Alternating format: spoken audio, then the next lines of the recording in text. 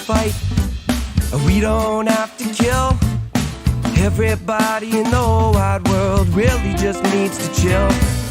No, we don't have to fuss, no, no, no. We don't have to fight. Hello, everybody. Welcome back to another episode of Just Chill with Oliver George. This is episode number 59, and sitting across from me is a very, very funny dude who I've been a fan of for a long time. But before we get to him, I want to remind you, if you're watching on YouTube right now and you would prefer an audio-only version of this, you can get it on Spotify, Apple Podcasts, iHeartRadio, and many other places like that.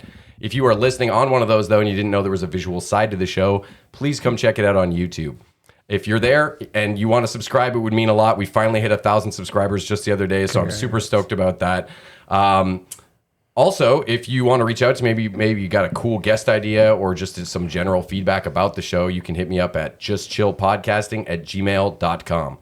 Finally, Baby's First merch. I'm going to plug this one more time. If you want one of these badass stickers, hologram effect and all that, hit me up.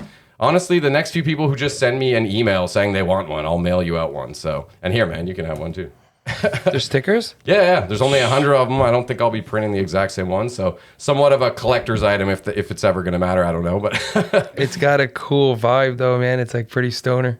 now the camera's probably on Mike. So this is Mike Rita, everybody. Oh, if you don't already know him, you should. He's a fucking hilarious dude. Oh man, Fresh off of your show tonight, you crushed it, man, as always. that was a fun show, man. Everybody listening, we did a show here in Ottawa, outside, a couple hundred people, and it was a lot of fun. You know, Ottawa is a strange town, man. It seems like it's gonna be boring as hell. It's gonna be like a bunch of government losers, and then you get here and it is this party town. They're rowdy. There's a bunch of ladies who look like they're going to be Karens, but they're not. They're like party animals. They're drunker than anyone else in the place. Ottawa is a town where the women are for sure drunker than the men a lot of the time. It must be weird getting used to all these outdoor shows, though. I'm sure you guys did them once in a while back in the day, but with COVID, it's like, that's pretty much the norm now. Honestly, I tried to stay away from comedy during COVID. I hated what comedy was. I hate these like 3 people outdoor shows With virtual shows. Oh, I did 2 virtual shows, and both of them were I could not say no to the money. That was one thing during COVID. It was that the shows were shit, but you could make a couple $100 from 10 minutes on a weird corporate to the Loblaws like elite. You're like, I don't want what the. It's hard to say no to that, though. Yeah, when the money's on the table. Yeah, you don't say no. No, comedy's all about you got to be an artist, sure, but sometimes you got to pay the bill. I'm just realizing now we don't got an ashtray. Well, I'll figure something out. Nathan, can you fucking MacGyver something? Yeah, I was like, I've been a stoner for so long, I'll figure it out. I should say, Nathan, your buddy's also here in the studio. He gave you a ride, and he was very funny tonight as well. This guy is more than a ride. I shout out to Nathan Teixeira, who's my touring opening act at the moment. And by the moment, I mean at any day I could let this off fire him right now. Thank you, dude. Oh, amazing! Look at that. But Okay. Nathan Teixeira is a good dude, man. Funny comedian, but like even better person, you know. And I mean that in a good way. Like I just chill dude to hang out with. Perfect opening act. No, you guys crushed it tonight, and like I said, I'm kind of biased because I've always, I've considered myself a stoner comedian as well, but I've always gravitated towards that type of humor, which you guys definitely, fit the bill. But, dude, modern stoner humor is something that should like start catching on with the masses even more now. It used to be like a cool underground scene, like stoner comedy, but now like you seen me do it tonight. There was like people of all ages and stoner comedy hit. Yeah, dude, it's so relatable because people can finally stop hiding in shame that they smoke weed. You know, how many people would kind of just keep that shit close to the chest, and now they can buy it like at Shoppers or whatever, and the stigma's gone, and that's so important. So important. That's so important, man, especially for us alleyway smokers. Well, I was gonna say, you talked about people always bringing you weed, being a weed comic, and I was a bit of a fanboy when I first met you. I would just come to your shows and like have a joint and be like, Mike, can I smoke you after? People still do that. I love that. That's like the coolest thing. No, you were always like the nicest dude. You never had a fucking ego about you or anything. You're just super down to earth. Oh man, I'm gonna tell you what that comes from also being a fan of comedy before I was a comedian. So I start comedy when I'm 18, but I was already going to Yuk Yuk's at 16, and I would watch the comics, and I knew that there was a behind the scenes because I would go I loved alleyways, so I would always go to the alleyway to watch the comics hang, and I would always pick up like oh my god, these guys are like really weird people. They're genuinely weird. Like John Steinberg wasn't a character. He really was John Steinberg 24/7. When you were smoking a joint with him backstage, he was like, hey man, what's going on? You're like, oh my God, this guy's really this person 24/7. So to find out that comedy and comedians lived their own special world only intrigued me more at that age. Yeah, it's very mysterious and alluring for sure. Dude, that's the best thing, man. Like meeting a comic after the show to smoke a joint. Yeah. It's nothing better. You just watch this guy kill, and now you're smoking a joint with him. You're like, what? Trust, man. I've smoked some joints with some of my favorite comics. I'm all about that life. Yeah, I smoked Tom Green on a joint. That's what I'm The saying. roof of Yuk Yuk's, and that was fucking a memory I'll definitely. Dude, was it the party night? Were you here for that party night? Was it that night where he released his whiskey or something that night? I know what night you're talking about. No, this is years before that. I had never even tried comedy. I was just a big Oh my fan. God. You met Tom Green as a straight up fan, not a comic, and smoked a I joint was like, with can him? I smoke you on a joint? He's like, yeah, go roll it. And I was in the Yuk's stall, kind of like, I think the seat was missing or something. So I had to like lean against the stall and make a little, something on my lap. Way to like a go, little- druggy. Yeah, well, it definitely felt like one of those moments. Of But I was course. like, Tom Green's waiting for me to roll this joint, Dude, man. Tom Green's chill as hell. People who don't know, man, Tom Green, chill as hell. He truly is a person who is okay with whatever the fuck is going on. He never gets shook. He never gets excited. He just is like in the moment. It's, dude. Yeah, he trippy seems dude. very zen. Bro, he's in. Well, I guess I can say this. I don't know. Hopefully it's not jinxing it, but he was supposed to come by with Glenn this summer, and it's been pushed back to the fall now because he just moved and He's living on a getting settled ranch. in. Yeah, that's what. So hopefully that still comes to fruition, man. That He'll would be a come dream by, come man. true. If he's in town, I have trust. no doubt. No. And he'll want you to ask him Tom Green I got questions. so many deep cuts. Yeah, That's yeah. what I'm saying. Well, I had been talking to Glenn for like a year, and that's how it started. Which man. one's Glenn? Glenn Humplick, his old sidekick on the show. Oh, yeah. That guy. He would always spray milk in his face and shit. Yeah, that guy came around to a show one time. He was sick. Oh yeah, he's been nothing but nice through emails and stuff. He is nice. Trust. I met him in real life once. I want to just say some of your creds that I read online that I didn't know. You were one of the youngest touring Yucks comics ever. Ever. I got signed by Yuk Yuk's at 20 years old. Wow. And man, you want to know, man? It was a crazy 3 days of my life, bro. Listen, I won a competition called Cream of Comedy, Okay. which was given to the best young comic in Toronto. Which is a big fucking city. Which is a big city, and it's one of those little meccas in the country. It's like Montreal, Vancouver, Yeah. Toronto kind of thing. So it was given to you by the second city. So it was put on at the second city. Their alumni would show up. Some fucking dude, I don't know, some old second city dude who was like Mike Myers' best friend or some shit was there, like that kind of stuff. And and they give you a crazy award. So I win this award for best new comic in the city. I'm only fucking 20 years old. And then I had worked across the street from the second city as a construction worker, and for weeks, as I ranked through this competition, I was go, yo, I'm gonna make it to the finals, and if I win $5,000, and I'm gonna come the next day and I'm gonna quit the job. Damn. And I did it, bro. I fucking came in. This guy named Francois was like, Francois, I'm out, bro. I don't want to fucking work here no more. I told you if I won. He's like, you won? I was like, yeah, and I quit. I'm gonna go say bye to everybody. I'm out of here. He's like, finish the day. I'm like, you fucking nuts. I'm out of here. And Yeah, how many people like talk about doing shit like that but never actually? Bro, I never had a job again. I never got a job again because this is how it all played out. It all played out because, and not to sound as one of these people, but bro, following your dreams is risky, but it's okay to do because sometimes it actually fucking works. And it's okay to go out and risk it. If it doesn't work, it doesn't work. Who cares? But don't live your life not trying. Yeah. So I went out. I try. I tell everybody I'm gonna quit my job if I win. I fucking win. $5 fucking grand. I'm 20 years old. I'm hot. Okay. I quit my job. Fuck you. My mom and dad snap.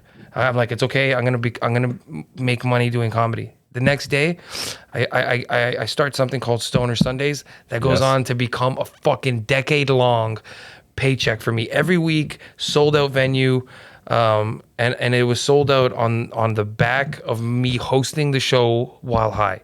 People would show up and just want to watch me high as fuck ramble on stage about weird shit, and that was what the show became. I did Stoner Sundays once. Did you? I had been doing comedy for like a few months, and I did really good. I crushed in this competition, so I thought I was like just gonna do amazing anyway. Did I host? Was I hosting? Yeah. And I didn't bomb or anything, but it certainly gave me some perspective and made me go like, all right, I didn't bomb, but I certainly didn't do as good as I thought I was going to. Oh my God. And you crushed. You just talked about like, I don't know, shrooms or anything you talk about, man. Yo. You just have such a natural, cool vibe about you, you know? I gotta tell you something, man. That show allowed me to find my voice. It allowed me to be who I wanted to be without the fear of negative judgment. these audience members weren't there to judge me, to hate me. They wanted me to do well. They wanted me to succeed. If you go out and you watch one of your favorite artists play and they play a lyric wrong or they play a chord wrong, you don't fucking drill them. You just pretend like it didn't happen. You just keep rolling on. That's how I pictured it when I was doing comedy for these people. If a joke bombed, you just kept rolling on because they didn't even care. They wanted the next one. They wanted the next one that was funny. They wanted to connect to the next thing. So that allowed me to find my voice, find who I was, and it allowed me to be who I am today. Like, I do any fucking gig, and I still stick as close as I can to the Mike Rita person that I've built up on stage. Who I am on stage isn't who I am in person. I'm pretty chill in person. I'm kind of an introvert. But on stage, I'm one with the audience. We're all together. We're going on this ride. Sure, we're outside. Sure, we're inside. Sure, we're in a basement. Sure, it's fucking leaky. Sure, the music upstairs is loud. Who cares? We're in this together. I'm on stage. You're in the audience. Let's just fucking do it. We're here anyway. You know, we're here for the next 30 minutes. And that kind of attitude allows you to like just find your voice. And I found that in those weed rooms in Toronto. If you feel like you're somewhat of an introvert, do you ever have times where you got to go do a show and you're just like in an introverted mood and you have to like rattle it around and get out of that? Listen, bro, there is nobody known for canceling gigs more than me. I think I heard someone saying this about you on a podcast. That's right, bro. There's no one cancels more than Mike Rita because I can't handle it sometimes. I cannot handle the and again. I've headlined some of the biggest shows in this country. I've done Just for Laughs. I've done after show. I can do it when I need to, but there's been times where even on those big nights, like I'll never forget, man, like day 2 of Just for Laughs, ethnic show, 3-week run. I had so much anxiety that I just stayed in bed all day sleeping. I didn't get out of bed. I didn't go eat outside. You know, it's like the craziest experience. If you just hang in the lobby at Just for Laughs, you run into like your favorite comedians all day. And that's what I used to do. I'd smoke so much weed. adrenaline and shit. Yeah, dude, it's the greatest, but I just couldn't do it that day. Your battery fucking depletes after that. Bro, second day, I just sat in bed. I'm going to tell you something. Even though I was at Just for Laughs, even though I was part of Ethnic Show, the second, or arguably the first or the second biggest show at Just for Laughs, I doubted that I should even be there. Am I good enough to be here? Am I one of these guys? Am I going to be able to perform like, okay, sure, I killed the first night, but the first night you're running on adrenaline. I have 3 weeks of this shit. Yeah. I have like 36 shows in 18 nights. Am I going to be able to do this every fucking night? And bro, you know, first week goes by, you do it. Second week goes by, you do it. And now you stop doubting yourself. Now you're like, I'm killing up here with these big American comedians every night. I can do it. If I lived in America, I'd be smashing in their comedy clubs the same way that I smash here. And now you start believing in yourself. And now you start, man, if you don't think when I do a show like tonight, I think about Just for Laughs. I think about how I was able to block out everything and just give the audience everything I could for that little half an hour every night. And that a show like tonight ain't no thing. Because I've hit the grand slam with the bases loaded. Yeah.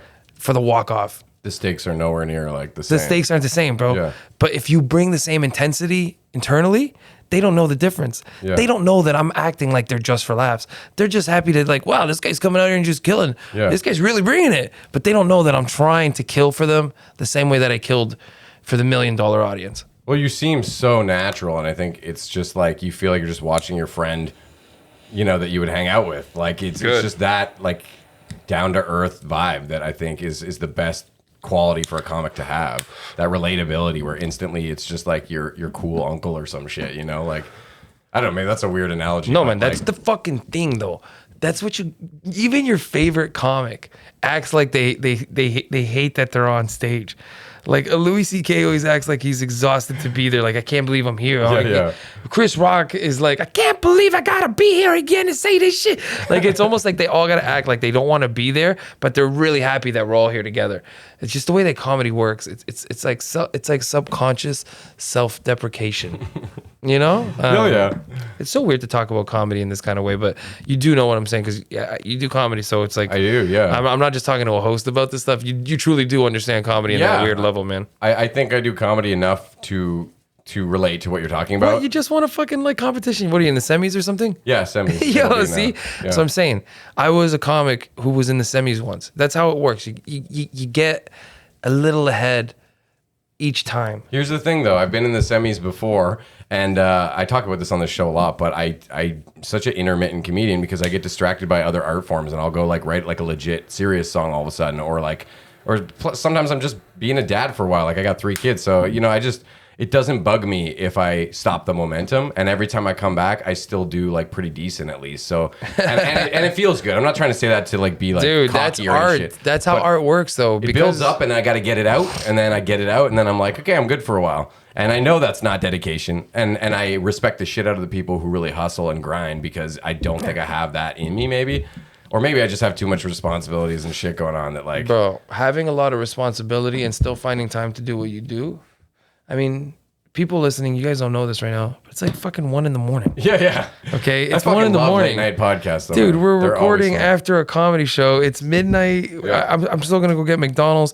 I got to boogie at like 5 in the fucking morning to make it back to my house by 9 so my wife can like make it to work. Dude, my dog's getting spayed. I got to drop her off at 8:15. I'm not even making that shit up. But I would not pass up an opportunity to chat with you, man. Yeah, I wanted to do this, man. man.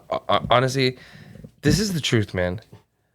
When you see some of the people that you've had on your podcast, who am I to say no to this fucking podcast? Am I better than George Strophalopoulos? Am I better than Biff Naked? When you were like, hey, it was an honor for you to ask me, I was like, oh shit. Yo, this guy just had like Fred Penner on. This guy just had like Sublime, like Bradley Knowles' wife, yo. Sister. This was actually kind of even more fucked up. Cause like, man. Childhood stories and shit. Pretty fucking insane, man. That was a crazy interview for me. Anybody who loves Sublime knows how like family oriented Bradley was. Him and his father. How his father took him on trips to Jamaica when he was young. Yeah, that's where he got the reggae bug. Yeah. That's right, man. Yeah, that's where he gets that reggae bug, man. Oh, dude, it was so crazy to be able to just ask anything that I. Yeah, what was he like as a kid, man? When he was a teenager, was he really shit? And she's the nicest person ever, too. But anyway, you were saying all this nice stuff about me, but it's still very easy to think the other way about it. And I've done that many times because I'll put up an episode and I'll grind and like edit, especially when I didn't know what I was doing, spend hours, sometimes whole days trying to fix some problem or whatever. And then it's like 47 views like 6 months later, and I'm like, oh, I did this for those people. But you can't have that, mindset because no way, man. It's always going to be out there now on the internet. People will fucking find it. And if they don't, I still got so many cool experiences doing this show already. So there's something bigger in life than views. Yes. And it's the enjoyment of creation. Yes. But this is something that has slipped through the cracks of society. The enjoyment of creation. Once upon a time, you just wrote a fucking song. Yeah. Because you just wanted to write some fucking songs. Yeah. You didn't think that I need 3,000 people to see this.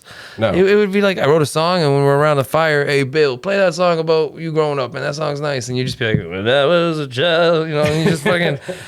The enjoyment of creation and sharing is something that is like, it's way skewed nowadays. It's like the enjoyment of creation is teeny, and the enjoyment of sharing has to be the thing that is like focused on. You have to, dude, you got to share it with 1 million people, man. You're not viral to 1 million people, man. Fuck that. Fucking that. I make weed reviews, and I get like, if I get like 1,000 views, I'm so fucking happy. That's my life. I'm like sick. 1,000 people saw me talk about weed, and I never picture it as an internet audience. I picture it as an audience in a room. Can you imagine 1,000 people in a room? Just watch you talk about some shit, and they all fucking enjoyed it, or some of them didn't, just like in real life. No, but visualize it. That's actually really cool. Yeah. You know how much fucking 300 people is to listen? Like, well, and for the record, I don't really give a shit either. I have such a good time just having these conversations. But for the record, off the record, George has been off the record, on the record. This happens a lot. People call me George. I've been calling you a George all day. I know it's Oliver George. Yeah. But George is the better name because Oliver George doesn't. Honestly, you have a double name. No, it's my middle name, George. What's your fucking what? My last name is Riley. You have a lot of good names. How the fuck? I have a really Irish name. Oliver George Riley. Dude, you could not be going by Oliver. Like a leprechaun. You got to be going by George Riley. George Riley sounds like a world famous director. Hey, Oliver George gets me the OG initials at least. Oh. I retract. I got Darren Frost, actually. That's what he wrote on there, from one OG to another. I got a pack of papes. I brought my touring pack of papes with me, and that's what I'm going to leave here. I'm going to sign it. And yes, please. Whatever you want to put up on the wall. Yeah. You were like, I was like, oh, what am I going to bring? Something that's like representative of me on the road. I have. Well, some people just doodle something when they're here. Like, tell them to shut up. I like the energy of just leaving a piece of you behind to, add to the I leave my environment. papes, and then tomorrow hey guys, in Ottawa stuck without papes. Anybody? Ottawa's got lots of head shops. You were talking about the weed reviews, though. I did watch a few of those. And where did you get the idea to do that? Listen, man, a company that I know found out that you can write off marijuana if you use it in the fucking production of something. So they were like, look, man, we can produce low cost videos. We just need you to come in the studio and smoke the weed. And I was like, yeah. And I want you to know something. We did not talk about money. I just was happy that I was going to get a bunch of free weed, get to smoke it on camera, make a fun little bunch of videos. Content is good. And anytime someone's willing to help you make some content for nothing, let's do it. Yeah. So shout out to McCaw Studios. This is the best part of this whole fucking thing. We never talked any money. And then like a day before Christmas, they sent me like a couple grand. Oh, shit. And I was like, what's this for? And they're like, for the videos, man. Thanks so much. And I cried because I was broke, dude. And I was like, oh my God. This is a true story, man. I was in the kitchen with my wife and we had some guests over. And I started crying. She's like, what the fuck's wrong with you? And I'm like, we just got some money in the bank. I can't believe what the fuck's happening. And McCaw had sent me some money, and she's like, get it together, you fucking nut. We have guests over right now. And I'm like, you're right. I just gotta get it together. And I had to like leave the room because I just was overwhelmed, man. And it was one of these things where like, I thought I was doing this for free. The fact that I got paid anything, let alone, like I can remember, I think it was like $2,000. Now, that doesn't sound like a lot crazy amount of money. No, it was. when you need it, man. Yeah. Dude. And the universe is just like putting that puzzle piece in. Yeah, like, okay, obviously, you know, it's not like fucking 20 grand for like a TV contract or something. Yeah. But the idea, oh yeah, so I didn't mean to take the. No, not even, man. But yeah, you know, it's okay. Sorry, man. I get off track with these fucking. Oh, thank you. Stuff. Oh, Jesus. Stop rolling these cannons, bro. We're gonna get all zappy out. We're gonna just be talking bacon like I did tonight. You love me bacon. I noticed in some of the reviews though, you don't fuck around. Like you speak your mind, and you'll trash these strains if they're garbage. Oh man, some of them are bad though. Oh, I know. And the thing is, one time I had a guy call me out on my comments. He's like, dude, I tried one of the strains that you promoted. And I was like, I did not promote it. I reviewed it. These aren't like promotions. Like, and I gave the fucking weed a 7.2. And on the legal market, like not compared to weed overall, compared to legal market weed, I stand by it. I was like, yeah, that weed was like a 7. And this guy drilled me. You fucking shouldn't promote this kind of. I was like, I'm not promoting it. I'm reviewing it so you can literally know if the weed is good or not. I have a bunch of reviews of 10s. Why the fuck didn't you go buy some of the 10s? And he didn't. He bought some 7 weed and he gave me shit. I'm not gonna lie, a 7 weed is easily like actually a 3 on the grand scale of weed because I don't mean to trash these LPs anymore. But the first couple of years of weed grown in Canada legally, garbage. Only because legislation written did not allow them to bring in craft growers. So anybody who had a fucking actual idea of how to grow good weed was left out of the legal market. They were just bringing in agriculturists or people who worked with like fucking, you know, plants like tomatoes or lettuce, but not people who had grown weed. Like, yeah, weed is a very unique plant. Dude, you actually need someone who's a weed growing guy. There's people who are, they just know everything. The root structure here is weak. The reason is you're getting like a fungal. You need those kind of people. It's a lifestyle to know all that shit. Yeah, I grew once in the backyard and they got like, one of them was like 7 feet tall. I had to start bending it because it was getting over the fence height. I guess. Got to top it, you fucking stoner. Oh no! I had tried doing that a couple times, but it was just growing like crazy. Like it was. That's actually kind of like sick. I know, like a fucking weed tree. At the end of the day, that's pretty sweet. I called it She-Hulk. But dude, at the end, man, I tried to fucking cut it down here, and I never really done that. I might have had not gloves, a joke, dude. Dude, I got sick. I couldn't even smell weed for like 3 days because it was just so. I did wet this weed, window. man. That was it. Wet weed will fuck you up. The resin alone, you start getting that shit on your fingers, then you rub your eyes or you leave it on your skin, it'll like burn you. Yeah, I threw a lot of it out because I had like a bud rot in a couple spots too. Because I didn't know shit really. I was like, oh, it's growing good, and then the rainy season comes in the fall, and I didn't like tarp it off. It's called powder mildew, and it'll like fuck you up if you don't know. Oh, it was nasty, man. So we have some of that on some of my plants, and then I just know so many growers that when you send them like a message, okay, what do I do with powder mildew? They all got their own cool way of dealing with it. Like, spray some milky water. You're like, what? And one guy was like, spray milky water. You'll be surprised. I was surprised. It fucking destroyed it. Sick. But how do you know who to believe when 4 people are telling you their own, like... All of the shit works because bro, people have been like smoking and growing weed for so long now on such a grand scale that there's so many secret little tricks. Man, this year was my first big outdoor grow, and I'm probably going to get pretty decent weed. And I just, all because I just keep asking people a whole long way, what do I do here? What am I going to do here? Give nutrients there? Yeah, give nutrients here. Give water then, blah, blah, blah. Dude, you can... The nutrients were a nightmare. I thought I had it all figured out, and then there was some point where I was supposed to pull back the whatever fucking chemical, and all my shit wilted in like one day. All the leaves I know. And dude, weed is so sensitive. One day of something wrong, and it's fucked. I had too much rain for 3 days where I live, and it drowned pretty much my roots. So my plant wilted for a week. Dude, I literally, this is a true story, I thought of killing my plants. Just straight up, like, not trying to restore those. Like, fuck you. I can't have people come over and see this. This is embarrassing. I'm Mike Rita. I smoke weed all day. People show up and I have wilting plants with garbo nugs. Well, I found it went from being this, like, serene. I was like, yo, gardening, I get it. I had, like, all these good times at the beginning when it was growing well, and I thought it was really, like, zen. And then, boom, as soon as something went wrong, it became, like, an anxiety situation. And I was I don't want to grow these anymore. Yeah, you got to be on top of your shit, man. Okay. Since you're a proud weed comic, I had some questions I want to ask you. I did this thing way back before I had this channel. I did one video where I was like a man on the street thing at Parliament Hill. I love man on the street stuff. I would love to do more of that. And these were some of the questions I asked those people. So I was going to ask you the same ones and see what you think. They're all stoner questions. If you could name your own strain of weed, what would you call it and why? Mr. Weed. And the reason I would call it Mr. Weed is because Mike Rita initials, MR, Mike Rita's weed. Mr. Weed. Oh, shit. That's pretty clever. That's it, man. I don't even have to think twice about that. No, I already have like one in the chamber. I have one in the chamber, man, because I think about merch, and I think it would be really funny to sell secret merch. Like some weed after the show. Like just straight up sell weed. Like I sell weed after the show. It's part of my merch. It's Mr. Weed strain. It's just called Mr. Weed. It's Mike Rita weed. That would be amazing, dude. I think you'd sell out every fucking night. Dude, I would, man. I think about it. If I told the audience, I have my own strain of weed that has been grown professionally. It's a unique strain. You can get it right now, blah, blah, blah. People would pay, man.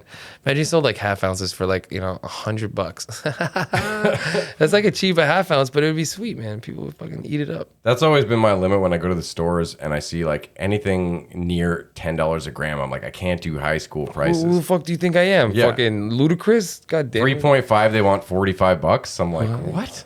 That's $25 to $30. All right, legal market. That's very funny, man. Okay, who would you rather smoke with, Willie Nelson, Snoop Dogg, or Seth Rogen? For sure, without question, I want to smoke with Snoop Dogg. Okay, Willie Nelson is a close second. Okay. Like, we're literally talking about if you caught me on a different day and I had been listening to On the Road Again a bunch, and like, you know what I'm saying? Like, it would have probably been Willie Nelson, I feel like Seth Rogen you have a legit chance of smoking with, so I get why you didn't pick him, man. Dude. Probably see him at Just for Laughs or something. Yeah, okay, quick. I did see Seth Rogen at Just for Laughs. He was there one year for roast battles, and he was one of the judges. I could hear him still in my head. Yeah, dude, it was pretty funny, man. Okay, so he's one of the judges at roast battle, and man, this is gonna sound so industry, but man, as a comic, you get to go backstage, you get to meet people, you get to go to the parties. And Seth Rogen was there that night, man. He was hanging out with fucking Jeff Ross, and K. Trevor Wilson was there, and it was, like it seems surreal. He's dude, to hear his laugh in real life in the same room, I can imagine. Pretty cool shit, man. I got one more story. Tommy Chong's the same. You got to interview Tommy, so when Tommy talks, what he's talking like when he talks normally is the stoner voice. When people are like, "Hey man, what's going on?" That is. Really I used to be able to do it. Dude, you just did a pretty good one. I'm not even gonna lie. I stopped talking. Man, thanks for coming by, man. That's exactly it. That's really good. Yeah, I've practiced that a couple times, but that's who he is. When I got to work with him, he watched me kill, and then when I came off stage, we were all hanging backstage. He started flirting with my wife. Dude, Tommy Chong, straight up. That surprised me. He was so cool. Listen, man, he was, and Danielle loved it. She thought it was so funny. Allow it. This is the greatest story ever. I got off stage. I mean, not interject or whatever, yeah. But he was like, I got off stage, And I was like, hey, Tommy, this is my girlfriend. She's my wife now, but at the time she's my girlfriend. I was like, hey, Tommy, it's my girlfriend, Danielle. And he's like, hey, man, you were funny. I didn't know you were that funny, man. What the hell? Is your wife, man? How funny are you, man? And I was like, oh, my God. Tommy Chong's like roasting me right now. He's flirting my wife. And, yeah, man, he gave her like a nice hug. When he took the picture, man, like just the nicest, coolest dude. He didn't smoke weed that night because he was performing and blah, blah, blah. And he literally was like, I'm an old man, I can't be smoking. My throat will dry up, man. Got edibles, though. You want some? And I was like, yeah. I don't even like edibles. Yeah, I was going to say no. I was going to say no. Tommy Chong's edibles. True story, man. I kept those edibles for years, and then one day I just couldn't find them anymore. But shit. I kept them. Tommy Chong's edibles were in my house, man. That's amazing. Yeah. He is a really... I asked him when I interviewed him pretty much right away, like, yo, it's almost 420. You want to smoke digitally with me? And yeah, he even said he wasn't supposed to be doing it or something. Yeah, he doesn't smoke too much anymore because he's getting so old. He's 83, yeah. He's fucking 83. Hey, man, it hurts my lungs. No, he was hilarious, man. Very so easy nice guy to talk to. Dude, I got to interview him live, man. It was here in Ottawa. Carleton? No. That's pretty awesome. Was it? Damn, man. I don't know what the fucking university it was anymore. But yeah, they called me. Man, one more quick industry story. I'm at my barbershop when I got the call. I'm trying to light this cigar, so it's all good. And so imagine this. You're at the barbershop, okay? Me and all the homies, we're all talking shit. The barber just introduced me to the other barber as, this guy's a stand-up comedian. You know this guy's Mike Rita. And the guy's like, no. I'm like, oh. You got to go through that whole thing. Guy doesn't know who you are. Now you seem like an asshole. Bro, but like 5 minutes into my haircut, one of my agents calls me. He's like, hey, do you want to open for Tommy Chong? You get to interview him too. I was like, what? He's like, yeah, it pays shit though, no gas. I'm like, is there a hotel? They're like, I don't know. I swear to God, it was just like that. I don't know. But do you want to do it if it's got a little bit of money? I was like, sure, okay, we'll do it. I had to drive out the next day, Ottawa. Yeah, we did some fucking, I don't know what we did. Ottawa, Okay, well, you did touch on not liking edibles, so that brings me back to a question I wanted to ask you. I wanted you to rank joints, pipes, bongs, edibles. Edibles on the bottom. And did I miss one? Joints, pipes, bongs? No, vapes. Vapes. I like my vape. It's all right. When we're playing board games inside, we don't like fucking... Edibles on the bottom, followed closely by pipe. But also pipe is very useful. Yeah. At the top of usefulness is pipe, But the one that I personally enjoy, pipe's near the bottom. Only pipe because it's so harsh. Your fucking neck, or your throat, rather. It just wrecks you, bro. If you're not used to doing pipes, you're just done for. Yeah, dude. Okay, so pipe and edibles are at the bottom. Near the top, though, we're going to go bong, and we're going to go joint as number 1 and 2 close. 1A and 1B. Bong is higher than joint for you? Yeah, because I smoke a large bong at home. Shit. Because I have you have kids. Yeah. So my daughter is in the playroom most days, so I can't be going outside a lot because she'll follow me. And in the wintertime, that shit doesn't work, So I just started getting used to doing like bong hits in a fan, and the fan would be pointed out, and that's it, man. Or do you do dabs and shit, shatter and all that? Yeah, I have my I can't remember the name of it, my Puffco, and it's like a little portable bong unit. So you just charge it overnight, and in the morning it lasts like one day, because you get like fucking a couple dabs throughout the day. Man, I go to the park and I get high right in front of the other parents. I don't give a shit, and they like it. They don't. At first, I think they used to judge me. Then they'd realize that like I'm a pretty funny dude or something, because the parent that is talking to me is fucking dying. Well, you're very likable. I don't think anyone really wants to start beef with you because you seem so friendly. Man, I'm a nice dude. Yeah, I'm not trying to fuck around. I'm just smoking some weed, and but because listen, this is a true story, man. I will turn it on if I have to in public, like because normal people aren't ready for a stand-up comedian's brain in a normal conversation. Like you can just turn on funny in a normal conversation if you can read not the audience, but if you can read the person and read that they're a laugher and they'll get loose if you say the right thing at the right time. You just got to hit it. Man, I'll get like moms and dads at the park going, and all I'm doing is roasting the kids in the fucking. Meanwhile, you're smoking a joint. Yeah, like 2 feet from their dude. I'm actually another true thing that I do. I take 20 big steps from the edge of like the play medium. So wherever the sand or wherever the fuck the playground ends, and it goes from playground to grass or playground to like road, I'll take about 20 steps. Most people they get what I'm doing. They get how far I'm going. They get that I'm I'm also a great dad. I'm playing with my kid before I smoke. I make sure to show them that I'm a good dad and that I'm not just some guy like showing up, dropping off his kid and getting high in the corner. Yeah. So I play with the kid, act like a fucking, go down the slide, I got you. Hey, no worries, kids, I got you. And then I'll just go smoke my joint. They're like, that goddamn pothead dad was so nice. It's hard to hate me, bro. Subconsciously I do shit. Did you see my jump, Dad? You're like, yeah, it was great. Yeah, well, dude, I come loaded to the park. Little one papers that I can finish off in like a minute or two, but that are just fucking always the dankest weed, so they stink. But see, this is interesting to me because you were doing comedy before you had a kid. And you had a kid before or after weed was legalized? After, right? My kid comes out in 2017, so around the same time. Around the same time. Okay. She comes out, and then the next year it's like... So when I first started dabbling in comedy was around 2015, and I knew I wanted to do like stoner jokes and stuff, but I also remember being really paranoid about like sharing it on YouTube because I was thinking like, oh, someone's going to call CAS But I remember seeing you at Stoner Sundays and realizing like most people don't give a flying fuck about trying to intervene with, or they don't even know because you're on stage and you're telling jokes and all that. So like you could be fabricating it all. That's the other aspect I never really thought about. I used to get warned sometimes about laying off the weed stuff when I had a kid. Yeah. And I used to be like, what the fuck? I'm going to lean into it now. I'm a fucking pothead dad. This is a whole new angle, you fucking idiots. You guys not understand how branding works? You don't step off the branding. You lean into it. But being a pothead dad never scared me, man, because I grew up in a world of alcoholic dads. Yes. That's like, no one says shit about that. What are you, yeah, my dad was smashed all the time when I was a kid. And nobody says shit because he isn't a loud drunk. He's a quiet drunk. So he's just sitting there watching TV. He just smashed, taking a nap. Fucking, 1 in the afternoon. It's like, it's 1. Yeah, Dad, it was a big lunch. Sure it was.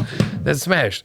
But that's my dad's such a great person that it never affected anybody because he wasn't a mean drunk or anything like that. You know what I'm saying? But still, at the same time, it's like, buddy, you can. Not the best example necessarily either. Yeah. Yeah, it's not the best example because like, oh, alcohol, it's not a healthy lifestyle. Well, he just never was there. Then mentally, he was just never there. With weed, it's actually the opposite. This is a fact about pot when it comes to being a parent, that you can smoke some weed and just go like kind of zone into being more of a kid with your kid.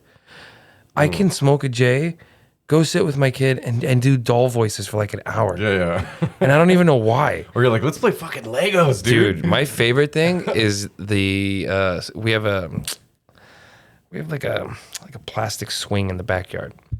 But it's one that it's from when she was a baby, but she still fits in it and you can strap her in. Okay. And I take all the other swings off and it's just that swing in the middle. And I will fucking launch her, bro. Launch her to the point where the swing loses its like tightness in the rope and it clumps down and then comes back around and I'll toss her again. And that's probably my favorite thing because she goes to school in a couple weeks and I have been tossing her all over with the fucking swing and just hearing her be like, wah, whoa. You're like, nice, Probably fucks up her little back or something. I don't know for sure. Yeah, you got to be careful with that shit. Kids get wrecked, man. She's going to school like kindergarten for the first time. Yeah. She must be about the same age as my youngest because I'm keeping him. I'm gonna do junior kindergarten where I'm just teaching him letters, numbers, and I'm gonna take him to the museum and have like real hands-on learning. Because that'll probably actually be better, honestly. Well, and they wanted us to decide back in like January if you want to enroll your kid, and we didn't know. You never know with this fucking pandemic. If I have to do the online learning with my fucking kid after 4 years of being a stay-at-home dad, I swear. Online kindergarten seems pointless as fuck. There's no way that's real. Like, maybe. I'll opt out of it. I'll be like, yeah, my kid's here. We just have our screen on silent, and I'm long gone. I'm getting high in the park again. Back to the swings. Back to the swings. Would you rather get high with Batman or Superman? Oh, for sure, Superman. Batman ain't got shit. Okay, I asked people this, and one guy said Batman's got the dark-ass cave to chill in. Kind of a cool pad. Whatever. You don't think Superman could just punch out some billionaire and now we're just fucking hanging in some billionaire's pad? We just flew into buddy's backyard in the Bahamas. Would he do that? Superman's like a Boy Scout, right? Would he be fun to hang out with, or would he be a fucking wiener the whole time? Would he even smoke weed? He's a Boy Scout. Yeah, okay, you're right. Some kryptonite so weed. if we're going to be like, you could light your joints with his eyes, though. That's the one. Yeah, and like you hold on to his cape and you just fly around. It's hilarious. You're like, well, this is my ex. Fly by her. Give her a quick. He's like, loses an arm. Oh, my arm. Man, Superman or Batman? You know, honestly, I said Superman off the top because I just like, oh yeah, he flies and shit. But if he's not gonna be smoking the weed and he's just gonna be a tight ass the whole time, it's gotta be Batman because Batman looks like yeah, he's got some trauma. Yeah, I'll fucking hit that joint. And he He'll looks be like into dark humor for sure. Yeah, hey, He's got to be to still be going after all the shit he's been through. knock knock, who's there? Not my parents, not my mom. Yeah, what I asked this one dude that same question, and he said Superman because Batman's just gonna complain the whole time about his dead parents, and it was one of the funniest parts of the whole video. What's the best munchie in your opinion? Best munchies? Not food wise. No, food. Yeah, for sure. Like if you're stoned and it's time to eat, what's Mike Rita eating? Top 3, or whatever. Just like what's your favorite munchie? Okay, top 3 is easier. Go to your soul. You know. Okay, for sure. Obviously, you know, if we're being honest, it's gotta be pizza. Pizza. Yo. Okay. Anytime I'm high and somebody wants to eat pizza, I'm always down. There's also a second one that owns my soul. Any fast food burger is a good burger when I'm high. You want Wendy's? Pff, love Wendy's. You like A&W? Fucking best burger in the world. You like McDonald's? You fucking right. Childhood favorite. They all fulfill the need. Do you actually have a favorite burger joint? Oh yeah. Like indie burgers, it's probably gonna be Burgers Priest in Toronto. Yeah, we just got that here. Did you? Yeah, it's fucking good. I've had it a couple times. It's good, I man. got the jalapeno Mexican, whatever You but get, it was it's so gonna good. be great, man. Burgers Priest is fucking sick. Yeah. Okay, so indie place, Burgers Priest, big place. Like if we're going fast food, it's McDonald's because it's all reliable. I've had McDonald's at like all over the world. You know what it's gonna taste like, yeah. All reliable, The baby. recipe's been the same. What time is it? 4 a.m. We're in the middle of nowhere. Google a McDonald's. It's open. You know, it's open. It's fresh. Yo, man, I know you had an album called Child of the 90s. Yo. And you're born, what, 1990? 1990, baby. I'm 85. I know you were somewhere around But me. you're you're also a child of the 90s at that point. Oh, yes, for sure. If we're being honest. 95, I was 10. Yeah, so, exactly. That's what yeah. I'm saying. Like, same cartoons that I grew up to like. You're already liking season 1. Yeah. Do you know what I'm Well, saying? what's your top 90s cartoons? If we're, I know these are all just like trivia questions. But I like it. I want to pick your brain, yeah. It's, okay, like top 90s cartoons. I know you mentioned Arthur in some of your jokes. I Yeah, heard. Arthur stuff like that. I love. Like you grew up in Ontario. Yeah, Did you have TVO? Yeah. I've seen a Anything polka dot door and all that shit. all that kind of stuff. Oh, I loved Canadiana, bro. Yeah. I Mr. love Dress Up. Mr. Dress Up. Man, Camp Caribou for all the really fucking deep The heads out there. Raccoons. You remember that show? The Yeah, Raccoons? man. It literally just called The Raccoons. They got a little more creative with that shit. Dude. The stripy tail, Oh my fuzzy God. guys. And the enemies, what were they? Like anteaters or something like that? Yeah, something like that. Purple anteaters. That was a Babar. weird show, yeah. Babar. Oh, shit. You remember the Smoggies? Yeah, of course, bro. The Oh, Canadian dude. knockoff of fucking. Captain Planet, kind of.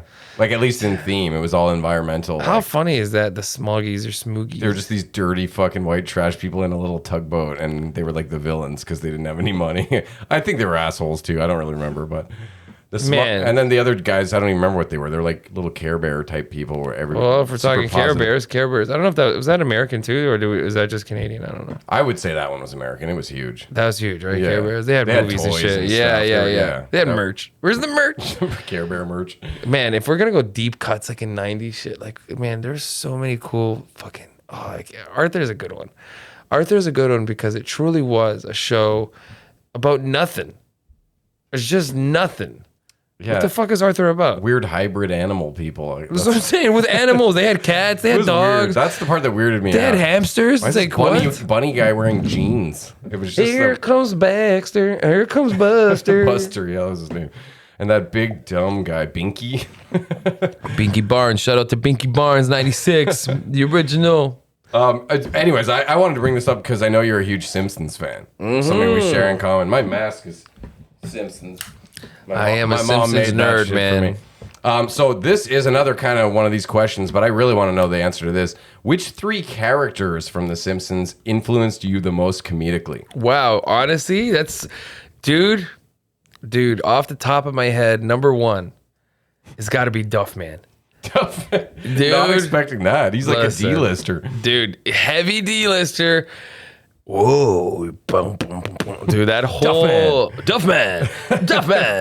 Oh no, Duffman. Duffman just got divorced. Dude, that He's always whole like self-deprecating, like lunatic, like, all right, who's ready to party? Dude, that when I was a kid, even to this day, dude, I love that song. Oh, Yeah, the Ferris Bueller. yeah, exactly, dude. That song, dude. Duffman. All right, that's Duffman. What else you got? Okay, Mo You like Sislak. I was gonna say self-deprecating Mo's got to be the next one. Mo Sislak's lines, his character, His framed noose, emergency fact noose. that he's been calling Marge Midge for like 30 seasons, and they still have that joke running. Listen here, Midge. Dude, listen here, Midge is like, man, you give him one of these, like, there's so many funny Mo lines. So many episodes about his ugliness too. Oh man, Mo, when he like betrays Homer And flaming Mo's, dude, yeah. so fucking. That's much. classic. That is a classic. Love Mo. Okay, there's One one more. more. Yeah, you gotta have another. Yeah. There's so many great ones. Okay, though. It's hard to choose. honestly, one of my favorite characters, and this is so fucking random, bro, but it's Krusty the Clown's dad. Okay, Horatio Kostrovsky. Horatio Kostrovsky is the kid, but I mean, you know what I'm talking about. I know. Yeah. Okay. The rabbi. Yeah, the rabbi. And I can't remember. What's the little Jewish guy who's his voice? Fuck, man. I can't remember his name. It's not Mel Brooks, is it? No, man. For some reason, I thought it might have been. I know exactly the character you're talking about. Listen, man. You want to hear something crazy? While we're talking, I'll tell the story quick, and then I'm going to look it up. I'm going to look up Krusty the Clown's dad so we can remember. He, in the show, Krusty the Clown's dad, does not Krusty the Clown dad. Sorry, I can't do both at the same time. I can do a Krusty his sigh. That's his only thing. It's pretty good. That's Listen, all I can do with him. I can't do his voice. With the microphone on, okay. What? No, what? What? My son. My son. My son. My son. I can't, dude. I It is have no son. He was my trying son. to I have no disown son. him. Yeah. My son. A comedian in my house. But okay, Jackie Mason is the dude who Oh, he does the just voice. died, didn't he? I don't know. He I might be probably messing did. that up, but I'm pretty sure he just died. Yeah, my dad's nodding. Yeah, he knows Jackie his Mason shit. just died. Eh? Listen Yeah. to this crazy story, man. Jackie Mason plays that character, and in the show, he does not like that Krusty is a comedian. In real life, his daughter wanted to be a comedian, and he fucking denounced it. He like, my daughter, not a comedian. She's not gonna be a comedian. Not my name. I'm Jackie Mason. She's not gonna be a comedian of the Mason family. She's not like Mimi Mason or something like that. Listen to this crazy story. She came to my show on Stoner Sundays, and she had been drinking, and she fucking bombed. And I remember being like, oh my God, Jackie Mason's daughter is bombing on my show right now.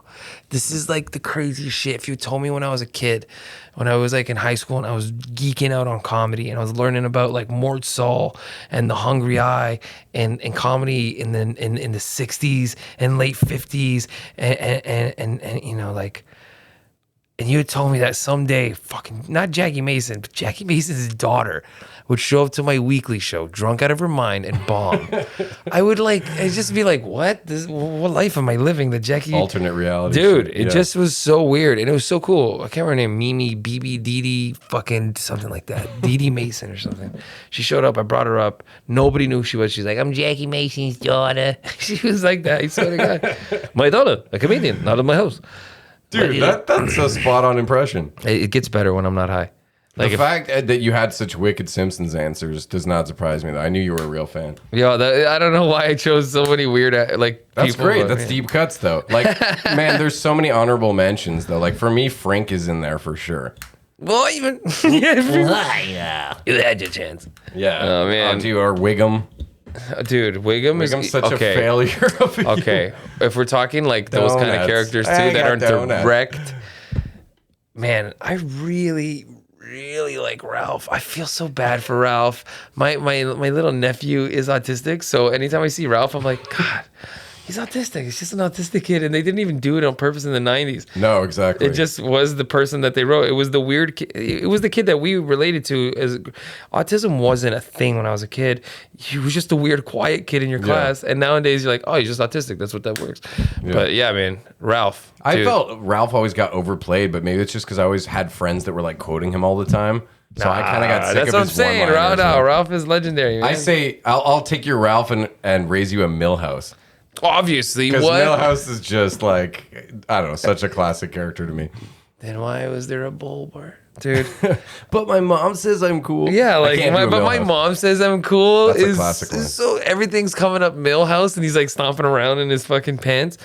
Man, Millhouse is the ultimate character because he works to the human subconscious and the lack of confidence that we all have in ourselves. And you're like, we all are a Millhouse. We all want to be Bart, but we're all truly a Millhouse. Yeah. And Millhouse's dad is another winner, man. Kirk Van Houten. Can I borrow a feeling? Can I borrow a feeling? Take me with your glove of love. Dude, honestly, if you're a Simpsons fan and you can't do a good, decent Kirk, you fucked up, man, because it's an easy one. I just got a race car bed. Yeah, he's a big shot down there at the cracker factory. Dude, man. Yo, can we shout out to fucking Phil Hartman, though? Oh, love you, Phil, Like, man. man. Dude, the whole show Troy McClure. Yeah, I know. We could changes just after. go on forever. Dude, the whole show changes after he dies. Cool story about this. Andy Dick is the one who killed him. Everybody knows. Yeah, it. yeah. I've heard Everybody the knows cocaine story. He gave it to his Everybody knows wife. the Illuminati story. Well, John Lovitz and him had a brawl about it or something, too. Dude, I actually met Andy Dick. And Did you try to touch your dick? No, Because listen, that's the rumors. we were all smoking weed, and when he showed up, you can't do drugs around him because he gets all weird. So somebody, like, I don't know who the fuck it was, some Just for Laughs lady ran up, and she's like, Andy Dick is coming, please, no more drugs. And we were like all on the rooftop of some place. People were doing whatever the fuck they were doing, but I was smoking weed with some comics, and Andy Dick showed up.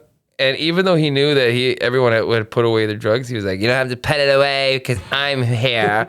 And then I don't know who it was yelled out like in a group of like 50. Yeah, we do, Andy. Get the fuck out of here. And it was so funny. It was like, oh my God. I'm in a room where people are roasting Andy Dick.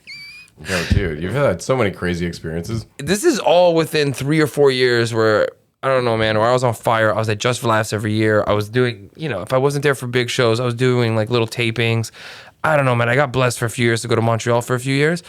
And each year, that your year to not come anymore is getting closer because Just for Laughs doesn't book more than 2-3 years in a row. The fact that I got like 4 in a row was pretty sweet. Oh, really? I didn't know that was a thing. They don't talk They always about want it. fresh, That's new. what I'm saying. Yeah, and yeah. then they'll book you for like 3 years, then they'll take a break, then they hope that you kind of refresh yourself. You do come a back comeback, That's yeah. what I'm saying. Now you dress a little different. You're a little bit more hip. Yeah. They don't. He's got glasses now. That's what I'm saying. Oh, and he, his sister's gay or something. They are amazing also nowadays at going out of their way to make sure that they are inclusive to each community and have Definitely. each community represented with a comic. I think that actually benefits them.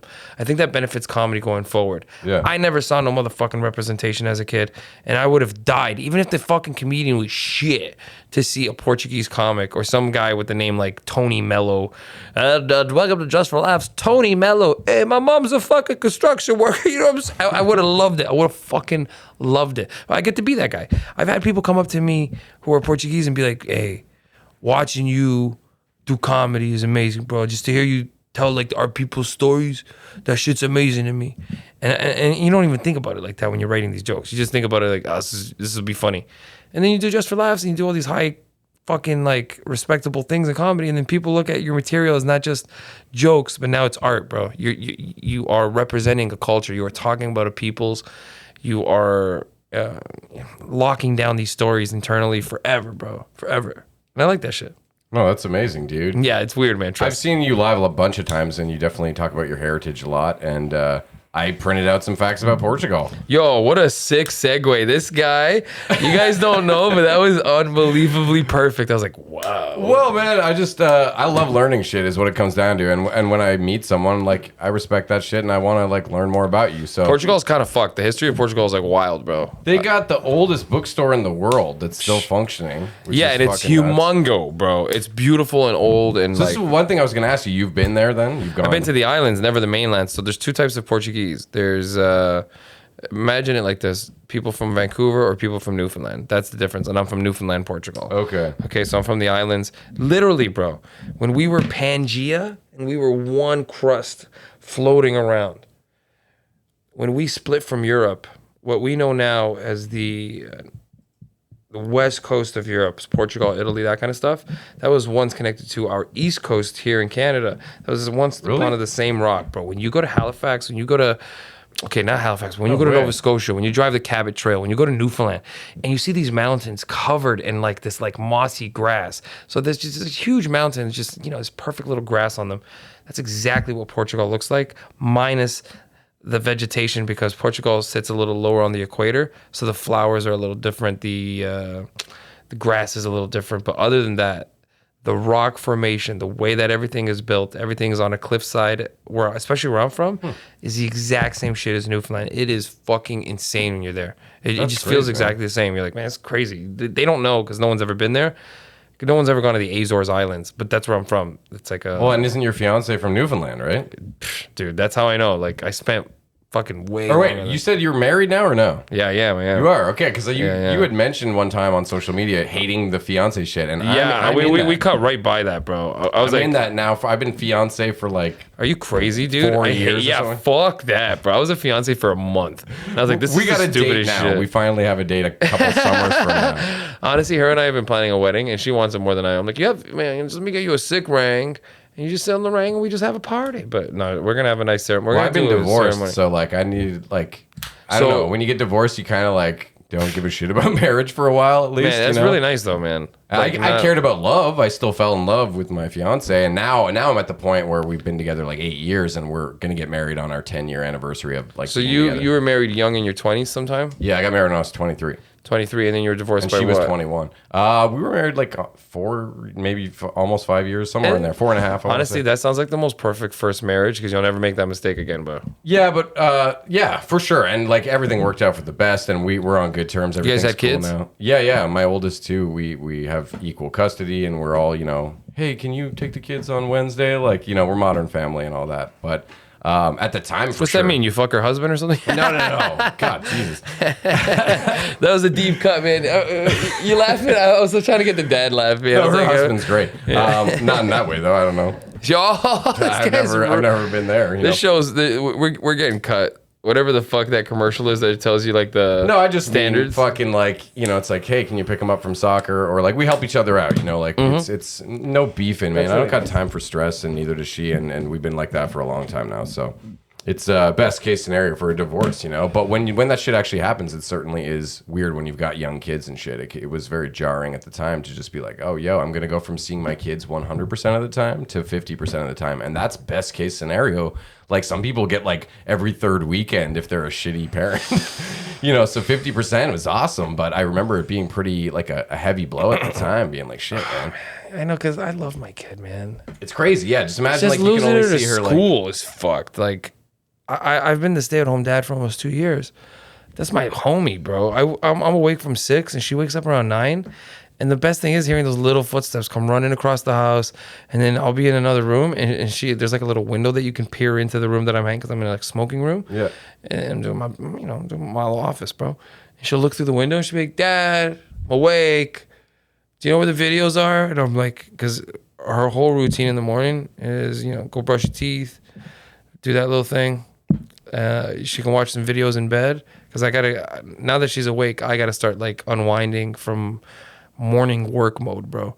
I get most of my thinking done by like fucking 8 o'clock in the morning. I wake up get at up 6. really early, eh? Interesting. Dude, I love that. Goes against the burnout stereotype, you know? Nah, fuck that, man. I'm awake at like 6.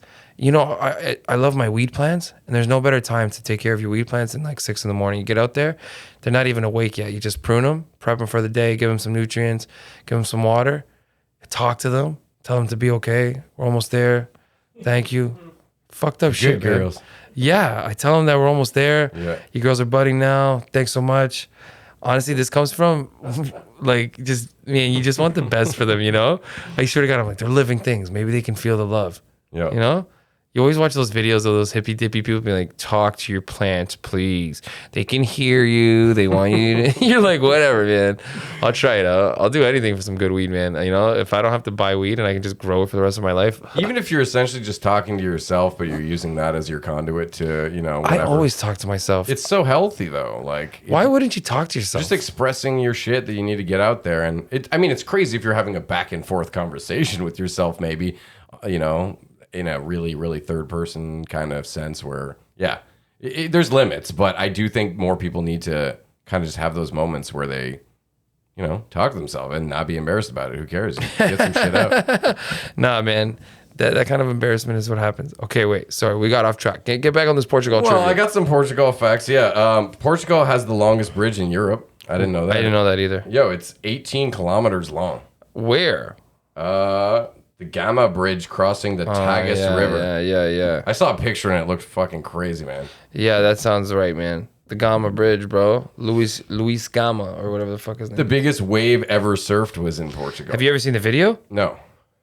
Dude, they have video of it. Yeah, and the guy it says like it was 24 meters, so 80 feet tall this way. dude, the guy riding it Maybe I've rides seen it the the video. whole way. You've probably seen video might without have. even knowing. Yeah, Yeah. It's like part of GIF culture and everything, like just a giant wave, and it looks fake, but it's real, man. There's a place in Portugal that has like a perfect cutoff where the ocean just comes in full force, and then it just hits that seawall or whatever the fuck, that little like embankment that makes the waves. Yeah. And it hits it out like a couple 100 feet before shore. So, the water's just coming in, and then just out of nowhere, That's so crazy to be Dude. on top of that. man, there's a lighthouse next to it, and sometimes it like crushes the lighthouse. You're like, how the fuck is that happening right now? Dude, But yeah. yo, talk about crazy shit like that and footage and 90s shows. Do you remember Real TV when that was where you had to go to watch like some skydiving accident? We're going to take you down here to Colorado, where a jumper is about to learn a lesson in safety. And gravity. Dude, yeah. And Real TV. I don't even think it was like that, to be fair. As funny as that was, I think it was actually more, if I'm remembering it correctly, it was like his chute wouldn't open. It was always like kind of dramatic. Oh my God. Like, and they would do It that probably coming was up like after that, the right? break. And I they would think it show was you the like fucking that. clip, basically, and then you'd be like, now we're back. And they'd show you the same shit. That's the worst part of syndicated programming. Real TV, Where they man. would It play was the like same that. shit. It was like pretty over the top. I do remember that, man. I think it is. The ambulance couldn't get there on time. You're not gonna believe what happened next. But they're probably always going to be fine because they won't be able to show it if the person really died. That's the rule. So it That's becomes the rule. lame that they're amping it up like that because it's like, stop He pretending. actually survived the fall. The alligator only took his leg. I guess that's it, man. There's a couple more in here. What else you got? Oh, I'm not near the mic. My bad. Portugal is one of the oldest nation states in Europe. Yeah, you don't know that? I didn't know that. I didn't know Listen. shit about it. There's so many countries, dude. I'm gonna give you a quick Portugal rundown. They built the ships that would go on to create the slave market of the European people stealing African people to bring over to North America to create like the African fucking slave trade, like trading fucking real slaves for things. Good lord. So they built they build the fucking.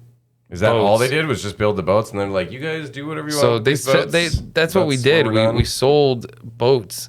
That was our thing. We build boats for Italian settlers like Christopher Columbus, and then there's the other. No, he's the Spanish dude. Who's the other guy from Italy? Fucking Marco Polo. No, he's also Spanish. Yeah, I think, or yeah, Italian maybe or something. Yeah. There's one Yeah. Italian guy and there's one Spanish guy, and those guys in that era, I believe it's like the 1400s or whatever the fuck it is. Portugal is a powerhouse of the world, bro. And all we did was export boats.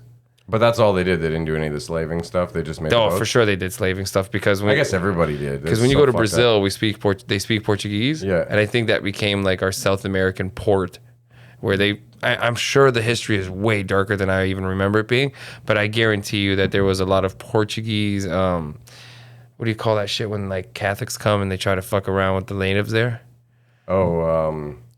Like where they're trying to convert everybody and stuff? Missionary missions? Yes, missionary. So that was the kind of thing. But their mission. that shit would always end up like bloody and fucking awful. Oh, yeah. Well, that's all the shit about Columbus, right? There's Columbus Day, but now everybody says, like, yo, when you look what he did, he authorized a bunch of crazy Vasco da Gama. That guy Gama that you just said, the Gama Bridge, his name's Vasco da Gama.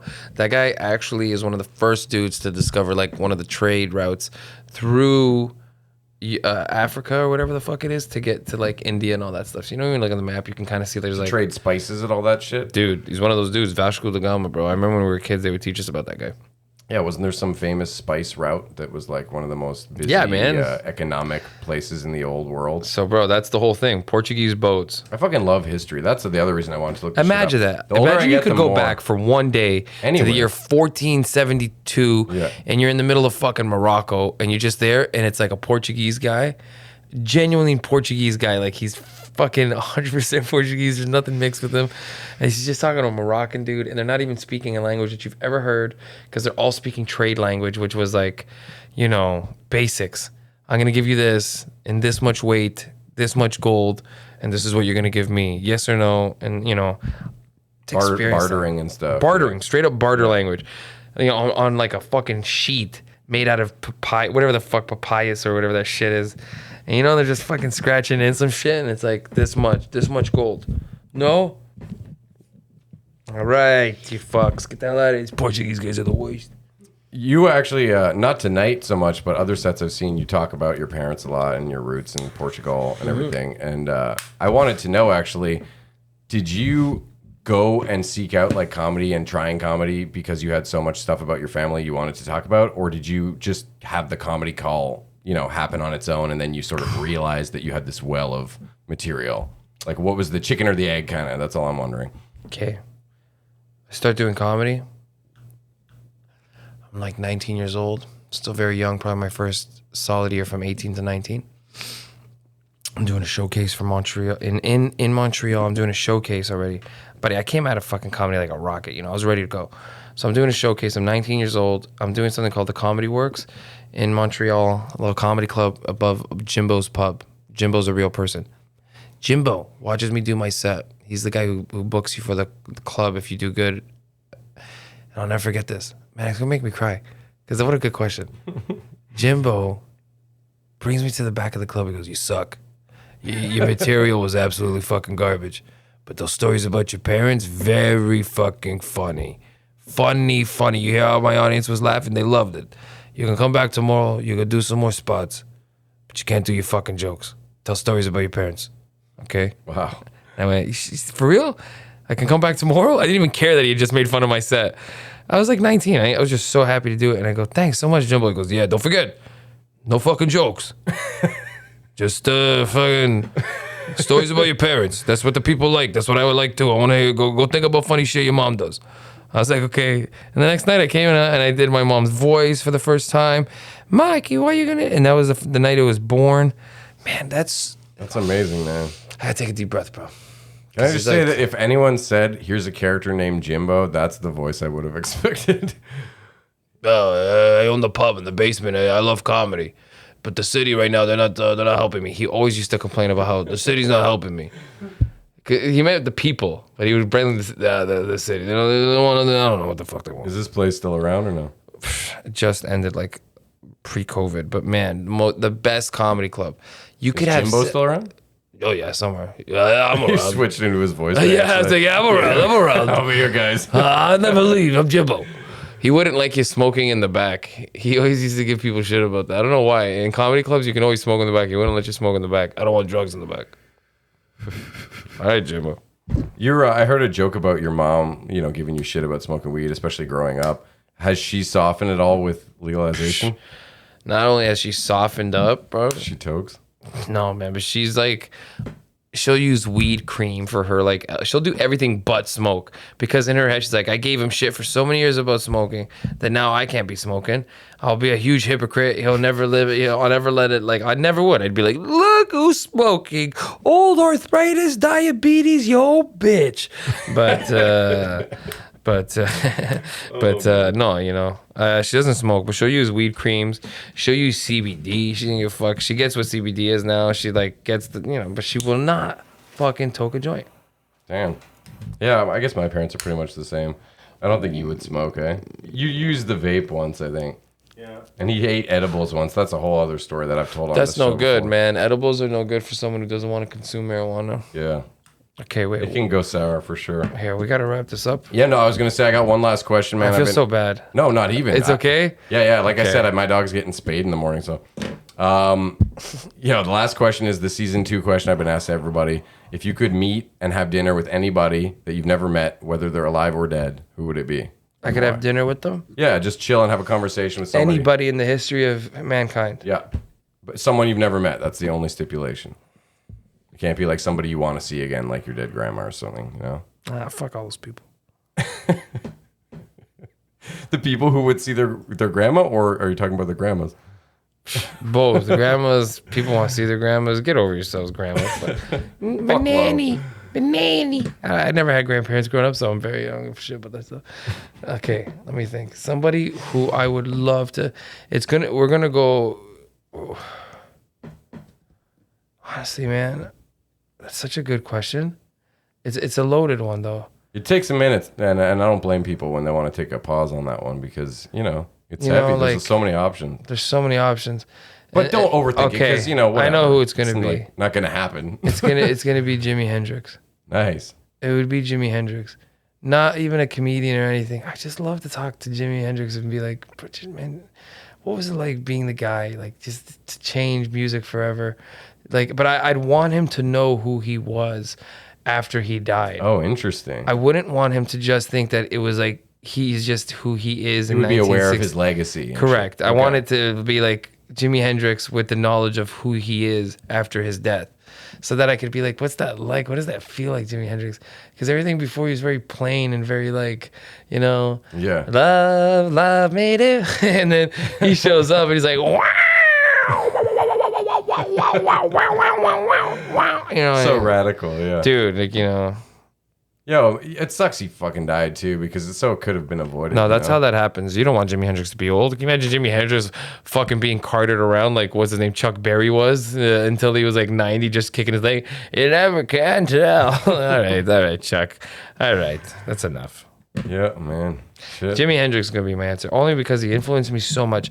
Jimi Hendrix was the first person that I realized was high all the time during his music, and that made me want to be high. It was also the first time I had ever heard the layers of music. I had headphones on, and the song Crosstown Traffic came on, and it starts off with, I think it starts off in your left headphone, and then it goes to your right, and it was the most psychedelic, like, I must have been high out of my mind, smoking some weed as a teenager, and that fucking riff, boom, boom, boom, oh man. Oh, all this shit is so intense. Okay. Talking about artists though that make you feel like, oh, they were high all the time. That's kind of how I felt about Bob Marley. Like Yeah, he's high all the time. What a great thing, man. Yeah, you're just like, I can smoke weed and play guitar and just feel the vibes Bob from your Marley, soul. man, is like the coolest though. The way he dances on stage always makes me want to dance.